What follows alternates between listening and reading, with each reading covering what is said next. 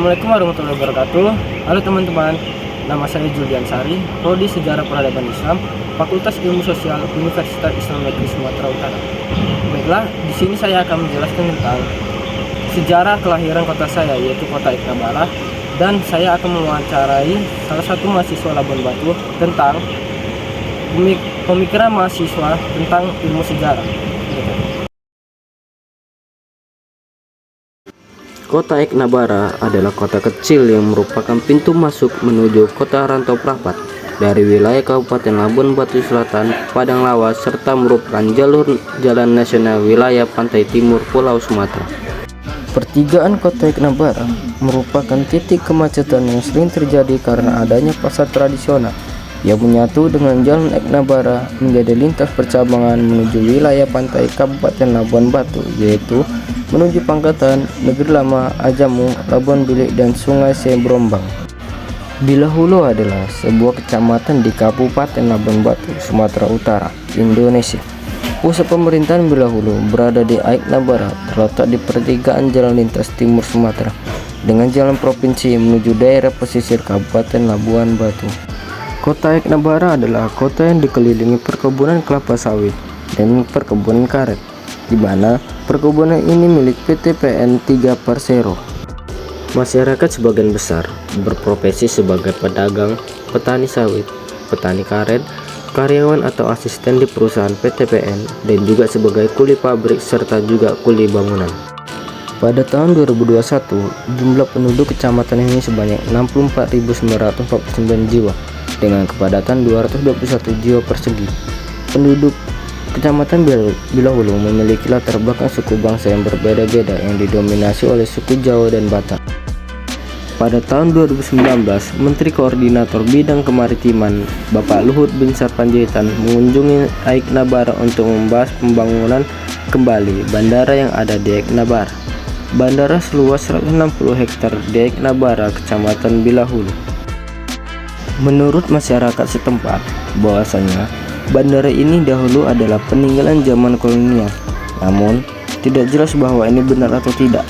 Tetapi di bagian wilayah ini ada banyak bangunan bekas kolonial Belanda. Dahulu nama Iknabara adalah Wingfoot, yang berarti kaki terbang, karena perkebunan besar yang ada di sana dahulunya milik perusahaan asing Goodyear yang lambangnya kaki terbang. Kemudian sekitar tahun 70-an, perusahaan tersebut diambil alih oleh negara dan berubah menjadi Perusahaan Perkebunan Nusantara PPN. Maka pada waktu itu nama Wingfoot bertukar menjadi Iknabara, yang didasarkan berasal dari bahasa Batak Iknabara yang artinya air yang merah. Kenapa demikian? Karena air yang mengalir di sungai yang melintasi kota Iknabara itu airnya berwarna merah karena tercampur lumpur dan gambut rawa-rawa. Adapun cerita dari warga setempat bahwasanya nama kota Iknabara berasal dari sebuah bencana banjir dan kebakaran besar. Ik yaitu air, Nabara yaitu bara api. Adapun dua foto saat terjadinya kebakaran dan banjir di Iknabara. Baiklah, saya akan mewawancarai salah satu mahasiswa Labuan Batu, terkhususnya Iknabara. Halo Kak, apa kabar? Hai, baik, alhamdulillah. Sebelum kita memulai wawancara, boleh nggak Kakak memperkenalkan diri dan apa kegiatan sekarang? Baik, perkenalkan, nama kakak Olivia Dicanda. Kegiatan sehari-hari yaitu kuliah sambil kerja, yaitu mengajar di salah satu sekolah. Menurut Kakak, apa sih sejarah itu?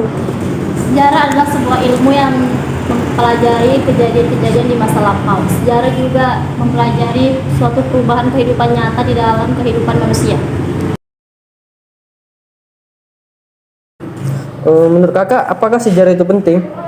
Seperti dalam sebuah kalimat yang pernah diucapkan oleh Presiden pertama Indonesia, Bapak Insinyur Soekarno, di mana dalam kalimatnya yaitu bangsa yang besar adalah bangsa yang mengenal sejarah. Jadi di dalam kalimat tersebut memiliki arti yang besar, di mana untuk membangun sebuah bangsa yang besar itu harus kita mengenal sejarah terlebih dahulu. Apalagi sejarah itu dipelajari ke generasi muda ataupun seorang pelajar gitu. Jadi seorang pelajar itu bisa lebih mengetahui jasa para pahlawannya, kekayaan dari apa yang dimiliki di Indonesia ini.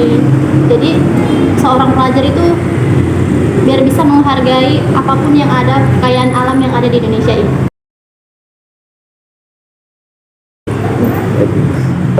Jadi bagaimana menurut kakak jika ilmu sejarah itu dihapuskan? Jika ilmu sejarah itu dihapuskan, itu akan membuat identitas dan jati diri bangsa Indonesia ini hilang. Mengapa? Karena tanpa adanya sejarah itu, mungkin kita sebagai generasi muda tentunya, dan banyak generasi-generasi muda di luar sana tidak mengetahui apa yang terjadi di luar sana, seperti pergerakan emansipasi wanita yang dilakukan oleh R.A. Kartini. Mungkin kalau tidak ada perjuangan R.A. Kartini, mungkin saat ini perempuan-perempuan yang ada di Indonesia ini tidak bisa merasakan indahnya dunia pendidikan. Jadi ilmu sejarah itu sangat perlu dipelajari. Terima kasih atas jawabannya, Kak. Berdasarkan jawaban dari kakak Olivia Dwi Canda, bahwasanya sejarah adalah suatu ilmu yang mempelajari kejadian-kejadian di masa lampau. Sejarah juga disebut kejadian atau peristiwa yang berhubungan dengan manusia, yaitu menyangkut perubahan nyata di dalam kehidupan manusia. Menurut Kak Olivia, seperti dalam kalimat yang diungkapkan Presiden pertama Indonesia, Insinyur Soekarno, yaitu bangsa yang besar adalah bangsa yang mengenal sejarah. Jadi, di dalam kalimat tersebut mengandung arti bahwa untuk membangun bangsa yang besar harus kita ketahui terlebih dahulu sejarah pada masa lampau. Apabila sejarah dipelajari oleh para pelajar ataupun generasi muda, di mana akan membuat para generasi muda mengetahui akan kekayaan tanah air Indonesia dan bisa lebih menghargai dan mencintai kekayaan yang ada di Indonesia. Menurut Kak Olivia, jika sejarah dihapuskan, maka identitas dan jati diri Indonesia akan hilang, di mana sejarah mempelajari kejadian di masa lampau. Dengan begitu, para pelajar ataupun generasi memang sudah seharusnya mengetahui apa yang terjadi di masa lampau. Seperti yang R.A. Kartini lakukan, emansipasi wanita. Tanpa adanya perjuangan R.A. Kartini, mungkin perempuan-perempuan di Indonesia tidak bisa merasakan indahnya dunia pendidikan. Dengan begitu, ilmu sejarah sangat perlu dipelajari. Baiklah, saya akan membahas sejarah menurut para ahli. Menurut Ibnu Khaldun, sejarah adalah catatan tentang masyarakat umat manusia atau tentang peradaban dunia, yakni tentang perubahan-perubahan yang terjadi pada watak masyarakat tersebut. Sejarah terdiri dari dua aspek, yakni aspek lahir dan aspek batin. Aspek lahir diartikan bahwa sejarah tidak lebih dari berita-berita tentang peristiwa-peristiwa, negara-negara, dan kejadian-kejadian pada abad-abad silam. Sementara secara batin, sejarah mengandung pengertian observasi dan usaha mencari kebenaran, keterangan yang mendalam tentang sebab dan asal mula kejadian serta pengertian dan pengetahuan tentang substansi, esensi, dan sebab-sebab terjadinya peristiwa. Dari aspek batin, inilah muncul salah satu cabang filsafat atau hikmah. Filsafat sejarah menurut Ibnu Khaldun yaitu mengkaji fenomena-fenomena sosial secara lebih umum tanpa dibatasi oleh ruang dan waktu, dan mengkajinya dari segi tujuan yang ingin dicapai serta hukum mutlak yang mengendalikannya sepanjang sejarah. Dalam pandangannya, masyarakat merupakan makhluk historis yang hidup dan berkembang sesuai dengan hukum khusus yang berkenaan dengannya. Hukum itu dapat diamati dan dibatasi lewat pengkajiannya terhadap sejumlah fenomena sosial. Ia berpendapat sesungguhnya asabiyah merupakan asas berdirinya suatu negara dan faktor ekonomis yang merupakan faktor penting yang menyebabkan terjadinya perkembangan masyarakat.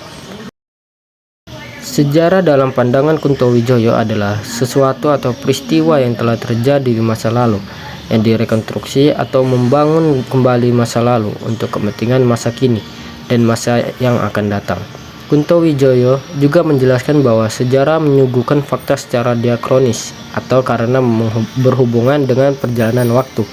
Ideografis atau sejarah menggambarkan, memaparkan, dan menceritakan sesuatu yang utuh, unik atau berisi hasil penelitian tentang sesuatu yang khas atau unik serta terjadi hanya yang satu kali, dan empiris karena sejarah bersandar pada pengalaman manusia yang sesungguh-sungguhnya terjadi.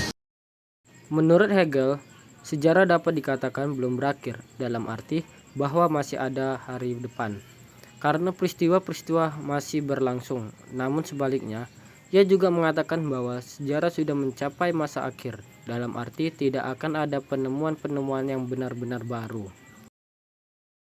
Sejarah bagi Hegel dapat dipahami sebagai proses dialektika roh. Filsafat sejarah Hegel merupakan perwujudan atau pengejawantahan dari ide universal menuju pada absolutisme dengan menjelaskan semua yang terjadi sebagai proses. Bagi Hegel, sejarah berlaku pada kelompok bukan dalam individu. Searah berkaitan dengan jiwa manusia dan seluruh budayanya, bukan dengan ilmu dan teknologi seperti yang dijelaskan oleh para pemikir pencerahan. Hegel menganggap sejarah tidaklah bergerak secara lurus terhadap kemajuan, namun ia bergerak secara dialektis melalui jalan melingkar. Sejarah filsafat dan pengertian filsafat menurut para ahli. Dalam istilah bahasa Inggris, filosofi yang berarti filsafat juga berasal dari kata Yunani, yaitu philosophia, yang lazim diterjemahkan ke dalam bahasa tersebut sebagai cinta kearifan. Menurut pengertiannya, yang semula dari zaman Yunani kuno, filsafat berarti cinta kearifan. Filsafat adalah usaha untuk memahami atau mengerti semesta dalam hal makna atau hakikat, dan nilai-nilainya atau esensi yang tidak cukup dijangkau hanya dengan panca indera manusia sekalipun. Bidang filsafat sangatlah luas dan mencakup secara keseluruhan sejauh dapat dijangkau oleh pikiran. Filsafat berusaha untuk menjawab pertanyaan-pertanyaan tentang asal mula dan sifat dasar alam semesta, tempat manusia hidup, serta apa yang merupakan tujuan hidupnya. Metode filsafat adalah metode bertanya. Objek formal filsafat adalah rasio yang bertanya. Objek materinya adalah semua yang ada. Zaman Yunani kuno, 6 sebelum Masehi sampai 6 Masehi. Kelahiran pemikiran filsafat diawali pada 6 sebelum Masehi, yang ditandai oleh runtuhnya mite-mite pada zaman Yunani kuno, 6 sebelum Masehi sampai 6 Masehi. Kelahiran pemikiran filsafat diawali pada abad 6 sebelum Masehi, yang ditandai oleh runtuhnya mite-mite dan dongeng-dongeng yang selama ini menjadi pembenaran setiap gejala alam. Filsafat Yunani yang telah berhasil mematahkan berbagai mitos tentang kejadian dan asal-usul alam semesta, dan itu berarti dimulainya tahap rasionalisasi pemikiran manusia tentang alam semesta. Cara berpikir ini berlangsung sampai ke abad 6 sebelum Masehi, sedangkan sejak abad 6 Masehi, orang mulai mencari jawaban rasional tentang asal-usul dan kejadian alam semesta. Periode Yunani kuno ini lazim disebut periode filsafat alam. Dikatakan demikian karena pada periode ini ditandai dengan munculnya para ahli pikir alam, di mana arah dan perhatian pemikirannya kepada apa yang diamati di sekitarnya. Mereka membuat pertanyaan-pertanyaan tentang gejala alam yang bersifat filsafati atau berdasarkan akal pikir dan tidak berdasarkan mitos belaka. Mereka mencari asas yang pertama dari alam semesta yang sifatnya mutlak, yang berada di belakang segala sesuatu yang serba berubah.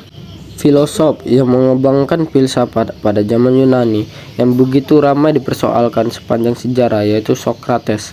Setelah itu, Plato meneruskan keaktifan Socrates dengan mengarang dialog-dialog seperti gurunya.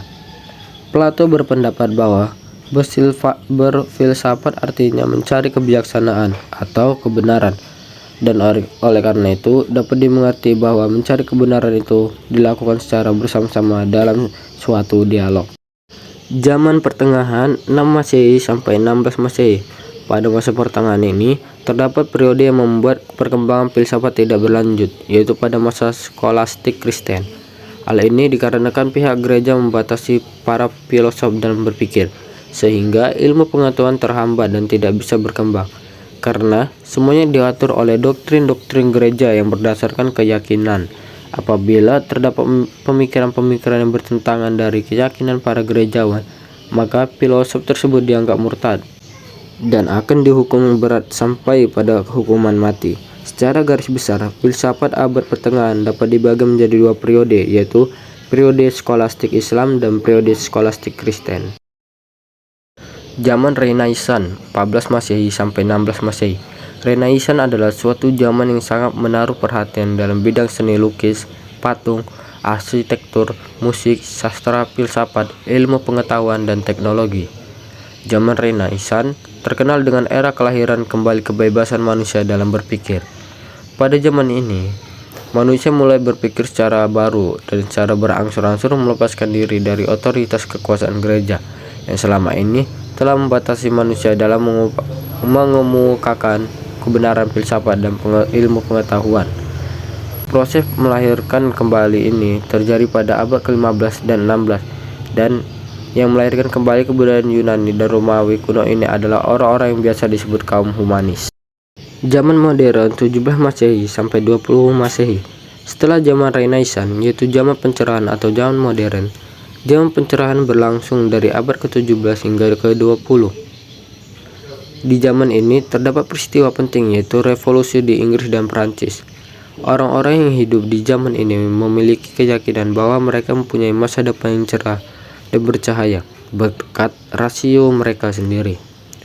Sebelumnya, orang yang lebih suka berpegang pada otoritas lain di luar dirinya, seperti otoritas gereja, kitab suci, para ahli, dan negara. Oleh karena itu, semboyan zaman pencerahan adalah sphere aude atau beranilah berpikir sendiri. Dengan semboyan itu, manusia di zaman pencerahan semakin bersemangat untuk menemukan hal-hal baru. Mereka memanfaatkan akal mereka semaksimal mungkin untuk menggapai perubahan, kemajuan, pertumbuhan, pembangunan, peradaban, reformasi, bahkan revolusi. Filsafat menurut para ahli. Socrates menyebutkan bahwa filsafat adalah ilmu yang berupaya untuk memahami hakikat alam dan realitas ada yang mengandalkan akal budi. Eksistensi manusia merupakan hal yang menarik untuk dipelajari. Manusia merupakan makhluk fana yang kompleks. Perhatian utama dalam pemikiran filsafat Socrates adalah mengenai hakikat dari kehidupan manusia. Ia mengubah perhatian filsafat dari filsafat alam menjadi filsafat manusia. Pendekatan yang digunakan ialah rasionalisme. Ia mengkaji seluruh bidang pemikiran selama kajiannya dapat mempergunakan akal.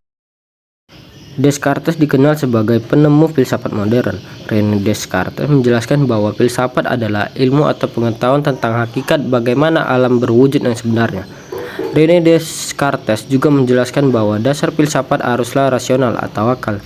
Untuk meyakinkan bahwa dasar filsafat haruslah akal, ia menyusun argumentasi yang sangat terkenal untuk menemukan basis yang kuat bagi filsafat. Descartes meragukan atau lebih dahulu segala sesuatu yang dapat diragukan. Pemikiran Descartes didasarkan pada apa yang sekarang disebut sebagai rasionalisme kontinental yang pernah sangat tertanam di sanubari alam pikiran dunia barat pada abad ke-17 dan 18. Aristoteles berpendapat bahwa filsafat adalah ilmu atau pengetahuan yang meliputi kebenaran yang terkandung di dalamnya ilmu-ilmu metafisika, logika, retorika, etika, ekonomi, politik, dan estetika. Filsafat Aristoteles secara umum dapat dianggap sebagai filsafat yang berusaha menengahi kesenjangan antara apa yang ada di dalam pikiran atau universalitas wujud dan apa yang ada di dalam realitas atau partikularitas wujud. Aristoteles meyakini bahwa setiap aspek kehidupan manusia dapat dijadikan objek pemikiran dan analisis. Ia menekankan bahwa alam semesta tidak dikendalikan secara kebetulan oleh sihir ataupun kehendak dewa semata, melainkan diatur oleh hukum-hukum rasional. Menurut Al-Farabi, filsafat adalah ilmu mengenai yang ada, yang tidak bertentangan dengan agama, bahkan sama-sama bertujuan mencari kebenaran. Al-Farabi memiliki sejumlah pemikiran di berbagai bidang, antara lain tentang asal-usul negara dan warga negara. Menurutnya, manusia merupakan warga negara yang merupakan salah satu syarat terbentuknya negara. Oleh karena itu, manusia tidak dapat hidup sendiri dan selalu membutuhkan bantuan orang lain. Al-Farabi adalah filosof muslim yang meletakkan dasar-dasar filsafat Islam secara sistematis dan rinci untuk memudahkan pemahaman bagi orang-orang setelahnya. Pemikiran filsafatnya dipengaruhi oleh pemikiran filsafat Yunani. Menurutnya, alam ini terjadi dari sebab wujud pertama atau Allah yang melimpah secara bertingkat dan disebut emanasi. Sedangkan untuk memperoleh kebenaran, para filosof memperolehnya dengan menggunakan kekuatan akal, sedangkan para nabi memperolehnya melalui wahyu yang dituangkan kepada manusia pilihannya. Adapun kesimpulan dari saya, menurut saya, sejarah adalah ilmu yang mempelajari kejadian-kejadian di masa lampau. Sejarah juga selalu berkaitan dengan kejadian-kejadian atau peristiwa-peristiwa yang berhubungan dengan manusia, yaitu menyangkut perubahan yang nyata di dalam kehidupan manusia, serta sejarah juga sebagai patokan manusia untuk berubah dan memperbaiki diri. Adapun tentang apakah sejarah itu sangat penting, menurut saya, sejarah adalah suatu hal yang sangat penting bagi suatu bangsa dan juga seluruh umat manusia. Karena adanya sejarah, manusia jadi dapat memahami apa yang dilakukan untuk kehidupan selanjutnya. Jika suatu bangsa memiliki sejarah, maka bangsa tersebut akan mudah bangkit karena memiliki pegangan yang kuat dari sejarah tersebut. Dan juga, manusia jika tidak melupakan sejarah, maka kehidupan selanjutnya akan selalu berjalan lurus karena pada dasarnya kita belajar dari masa lalu. Sejarah juga sebagai pembelajaran untuk kita, karena dengan sejarah kita bisa belajar dari kesalahan-kesalahan yang pernah dilakukan di masa lalu. Begitu. Mengenai jika pelajaran sejarah dihapuskan, menurut saya, jika pelajaran sejarah dihapuskan, maka kita tidak akan mengetahui kejadian di masa lampau, sehingga kita akan buta di masa depan. Sejarah juga memberikan pelajaran bagaimana perilaku manusia dan intelektualitas bisa berkembang. Bagaimana bentuk peradaban dunia sekarang, bagaimana kita menghadapi suatu konflik dan peristiwa, sebab dan akibat. Sehingga kita mampu mendistribusikan apa itu yang namanya kesejahteraan. Bukan hanya untuk manusia saja, tapi untuk lingkungan. Bukan untuk generasi ini saja, tapi generasi selanjutnya. Tapi yang namanya perilaku manusia, itu susah untuk diprediksi. Cuma bisa dimengerti dengan sejarah. Maka dari itu, ayo jangan sekali-sekali kita melupakan sejarah. Mungkin itu saja yang dapat saya sampaikan. Kurang lebihnya saya mohon maaf. Wassalamualaikum warahmatullahi wabarakatuh.